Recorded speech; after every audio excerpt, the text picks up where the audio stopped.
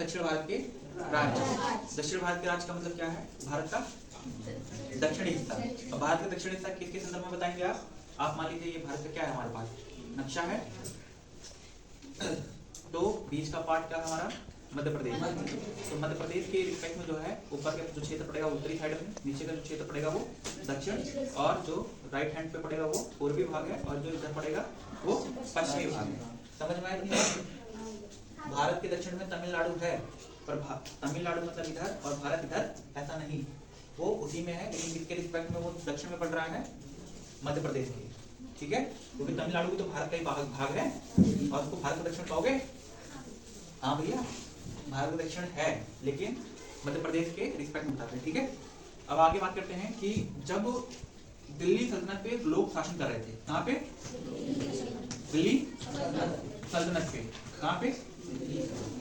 तो एक शासक बना, उसका नाम था मोहम्मद बिन तुगलक। ध्यान से सुनना मेरी बात, मोहम्मद बिन तुगलक ये सुल्तान बनता है। जब ये सुल्तान बनता है तो दक्षिण भारत पे इसकी पकड़ क्या हो जाती है? कमजोर हो जाती है। दक्षिण भारत पर इसकी पकड़ क्या हो जाती है?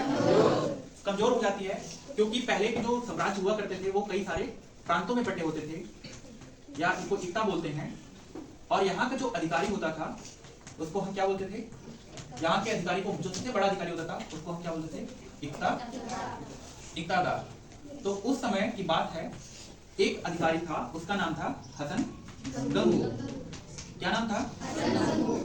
हसन गंगू जो है दिल्ली सल्तनत में मोहम्मद बिन तुगलक के अंतर्गत जो है हसन गंगू एक अधिकारी था। और किस क्षेत्र का अधिकारी था? उस क्षेत्र का नाम था बहमनी क्षेत्र।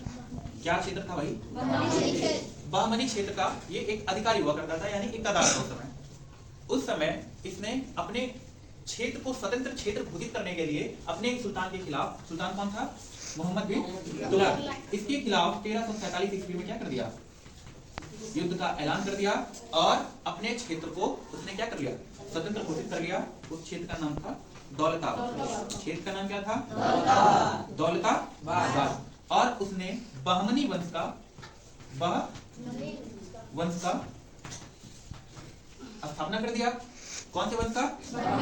बावनी वंश। इसलिए बोला क्योंकि वो क्षेत्र जो है बावनी क्षेत्र था, इसलिए वहां पे जो इसने शासन अपना स्टार्ट किया तो उसको किस नाम दे दिया? बहमनी वंश। और खुद शासक बन बैठा। तो बहमनी वंश का पहला शासक कौन था? हसन गंगू। और इस वंश की स्थापना के बाद हसन गंगू ने अपना नाम बदल लिया, अपने आप को एक उपाधि दे दी। और अपने आप को उपाधि कौन सी दी? उपाधि क्या दे दी बच्चा? उपाधि दे दी। अपने आप को एक उपाधि दी, अपने आप को कहने लगा क्या? बहमन शाह ने अपने आप को खुद की उपाधि दे ली। और अब उसको हसन गंगू की बजाय क्या बोलते थे हम? बहमन शाह बोलते थे। बहमन शाह ने बहमनी वंश का स्थापना किया।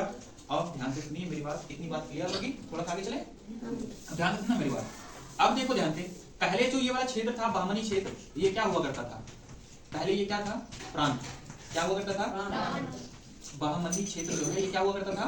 प्रांत। लेकिन इसने इसको एक स्वतंत्र क्या बना लिया? राज्य बना लिया। क्या बना लिया?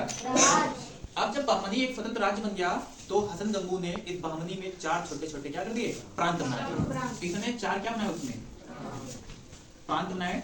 4 प्रांतों के नाम मैं बता रहा हूँ, 1 2 3 4। पहला प्रांत जो इंपॉर्टेंट है उसका नाम है गुलबर्ग। दूसरा है दौलता,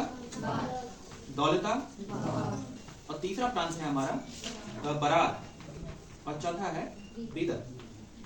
ये 4 प्रांत इसने बहमनी राज्य में बनाए। बहमनी राज्य को इसने 4 भागों में बांट दिया। 4 भाग करते थे। एक पहला था गुलबर्ग है, दौलताबाद है, बरार है, और क्या है? बीदर।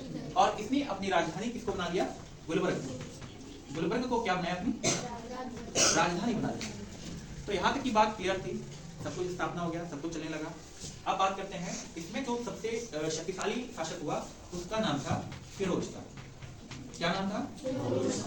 फिरोज था। बहुत अच्छा प्रशासक था, विद्वान था, और अपने साम्राज्य में, अपने राज्य में, अपने महल में ये कलाकारों, विद्वानों, इन सबको अपने साम्राज्य में क्या करता था? स्थान देता था। विद्वान लोगों को, इसको विद्वान, लेखक, कवि, मतलब बड़े बड़े लोगों को ये क्या करता था? आश्रय दिया करता था। और सबसे अच्छा राजा हुआ करता था कौन? फिरोज शाह। इसके बाद बहमनी वंश पे बहुत सारे लोग शासन किए, लेकिन कोई भी उतना अच्छा शासक नहीं हुआ। बाद में ये जो है बहमनी वंश 4 के बजाय 5 खंडों में टूट जाता है। 5 खंडों में कौन कौन से आते हैं जो नए बनते हैं? पहला क्या है? अहमद नगर। दूसरा क्या है? गोलकुंडा। अभी गोलकुंडा के बारे में बताऊंगा उसमें, ठीक है? अहमदनगर, गोलकुंडा, तीसरा बीतापुर। अभी बीतापुर के बारे में बताऊंगा, ठीक है? और 2 क्षेत्र वैसे के वैसे थे, कौन थे? बरार और बीदर। बरार एंड बीदर। तो कितने भाग हो गए इसके? 5। अच्छा, ये एरिया सोचो मैप में पड़ता कहाँ होगा? भारत में जहाँ कृष्णा नदी बहती है उसके उत्तर में जो दक्षिण पठार है वहां पर ये क्षेत्र पड़ता है। ये क्षेत्र पड़ता है। एक चीज और बता दूं, इस वंश में एक मंत्री ऐसा था जो बहुत बुद्धिमान था, उसका नाम था महमूद गवाह। महमूद गवाह ये सबसे बुद्धिमान मंत्री हुआ इस वंश में। धन्यवाद। आज की क्लास आपको समझ में आई होगी।